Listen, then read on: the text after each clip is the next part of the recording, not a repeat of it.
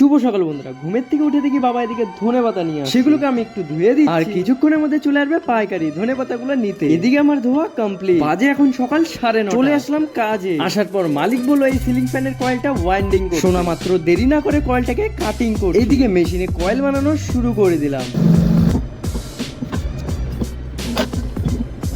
এদিকে মালিকের সাথে যাচ্ছি এখন একটা কাজের সাইডে। মালিককে ফোন করে বললো কাজটা খুব আর্জেন্ট আছে, তাই মালিক আর আমি দোকান ছেড়ে চলে আসলাম এইখানে। এগুলো হচ্ছে ফায়ারের, আমরা আসি এখানে শুধু সার্ভিসিং করতে। একটা 20 HP মোটর আর একটা 100 HP মোটরের তো আমরা সবকিছু খুলে ফেলি, তারপর বসিয়ে দিলাম এগুলোকে হিটে। মোটরগুলো আগে 2 দিন হিট হবে, তারপর এগুলোকে আবার বার্নিশ করতে হবে। আজকের মতন এইখানকার কাজ এখানে। চলো তাহলে নেক্সট ভিডিওতে দেখা হচ্ছে, টাটা।